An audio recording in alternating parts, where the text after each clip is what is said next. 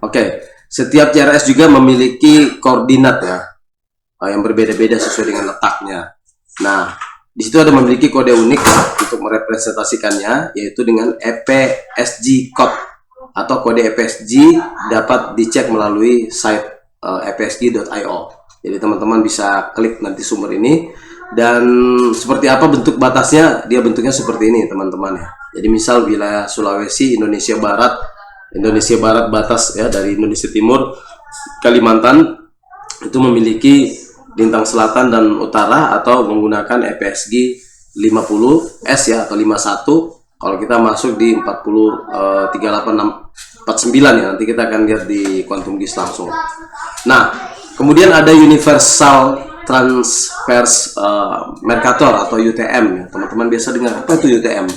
Nah, UTM ini merupakan metode grid ya. Jadi ada matriks dari sebuah peta dimensi, dua dimensi, itu dibuat dalam representasi grid ya. Jadi metode grid berbasis ini menentukan lokasi. Jadi kita bisa tahu batasnya mana. Kalau saya perbesar ya, saya perbesar dulu ke peta tabel tadi. Ini terlihat ya. Kalau untuk wilayah Indonesia kita berada di 50 51 ya, di wilayah Sulawesi, wilayah barat atau Kalimantan itu 4950. Jadi ini bisa kelihatan seperti ini. Nah, kita gunakan grid agar kita bisa tahu batas-batas wilayah dengan dimensi tersebut. Nah, UTM merupakan sistem proyeksi. Memang tadi sudah dijelaskan oleh Kosasi Prijatno ya, bahwa proyeksi merupakan model tematik untuk mengkonversi permukaan tadi dalam bentuk representatif. Jadi makanya seperti ini kita bisa tahu, oh berarti EPSG yang kita gunakan sekian. Sambil saya buka ya Quantum GIS.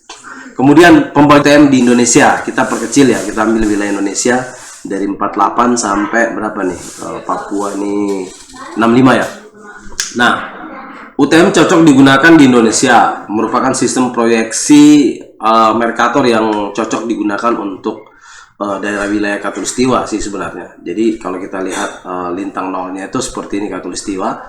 Nah, itu berada pada posisi kurang lebih pada 900 bujur timur dan 1440 sampai 110 lintang selatan dan lintang utara atau 60 lintang utara. Jadi kita bisa lihat ya untuk zona UTM Indonesia terbagi dalam 9 wilayah ternyata. Jadi 1, 2, 3, 4, 5, 6, 7, 8, 9. Kalau kita lihat dari dunia itu seperti ini.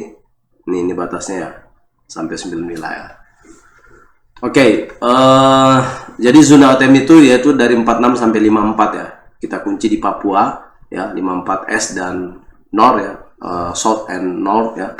Adapun gambarannya seperti ini, dan ini merupakan hal penting berupa tabel matriks grid ya, agar kita bisa tahu ketika kita menyimpan sebuah file di mana Quantum GIS-nya. Saya buka dulu ya. Oh, ini lagi load ya. Ini lagi load karena online. Oke. Kemana? Oke, ke sini. Nah, untuk mengatur lembar kerja, teman-teman semua sudah saya jelaskan beberapa pertemuan yang lalu, juga bagaimana kita mengolah ya Quantum GIS tersebut, bagaimana kita menggunakan toolsnya. Ada layer panel browser, ada panel layer, kemudian ada line string panel, bahkan ada juga GUI atau media kerja. Nah, ini pembagiannya secara dasar. Yang bagian atas adalah menu bar, kemudian ada toolbar bagian bawah. Biasa kita nambah-nambah plugin baru di toolbar ini akan tertambah di sini ya teman-teman, terdaftar di sini. Kemudian ada browser panel ya, dimana semua data-data pad yang sudah kita simpan bisa kita buka langsung lewat sini ya, ataupun kita open juga boleh. Kemudian bagian bawah yang penting yaitu layar panel. Layar panel ini setiap CRED kita yang kita buat berupa layar itu akan muncul di sini. Jadi ini adalah konfigurasi layar yang akan kita gunakan saat kita bekerja menggunakan Quantum GIS. Nah, yang sebelah kanan adalah side panel. Ini biasa setiap komponen, misal saya gunakan pointing, saya ingin membagi klaster berdasarkan analisa pointingnya dan tempat. Oke, saya bikin layer styling di sini ya. Saya gunakan fitur itu, kemudian saya atur berdasarkan nama dari atributnya, maka poin-poin tadi atau titik-titik tadi akan tercluster secara otomatis, entah menggunakan warna ataupun menggunakan layout optimal lainnya seperti itu.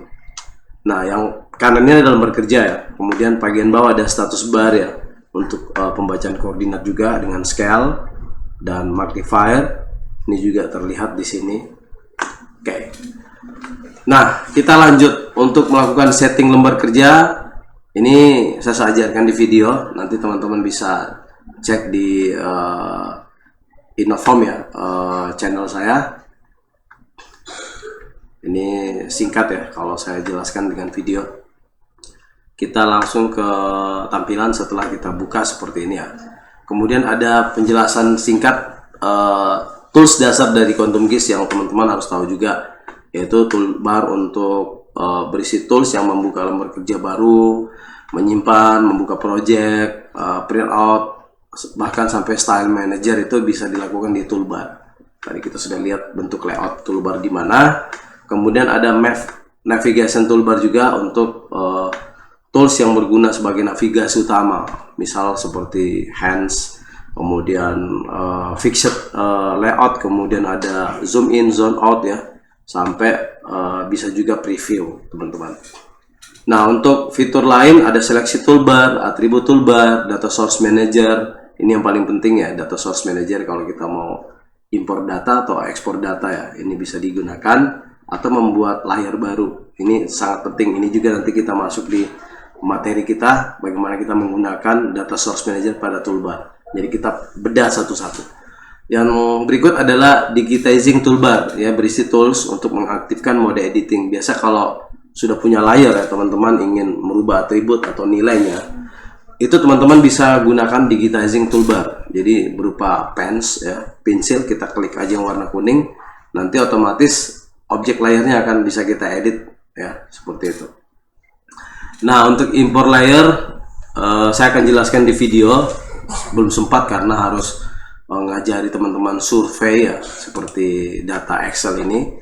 Nanti kita akan impor ya, bukan impor super file atau file jadi, tapi data mentah jadi data baku. Nanti kita akan bahas juga ini di sini. Oke, saya ke sini dulu ya, lanjut. Nah, ini saya bahas nanti di video. Ini juga akan saya bahas di video. Adjustment untuk vektor, data import vektor juga sudah beberapa kali di video saya buat seperti ini. Nah, ini teman-teman bisa lihat ya.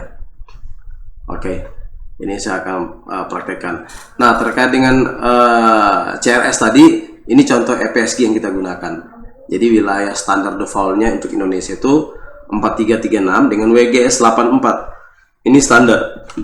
Ya, kalau kita buka Quantum GIS seperti ini, misal saya ambil yang ada aja ya. Misal saya klik ini, terus saya ingin simpan. Itu nanti terlihat. Kita mau save as lagi misalnya. Itu nanti dipertanyakan CRS-nya mau pakai apa, kayak gini kan. Ini wilayah Jabodetabek, Jakarta misal. Saya pengen simpan pusat belanjanya aja, titiknya aja. Saya ekspor ya. Oke, saya ekspor.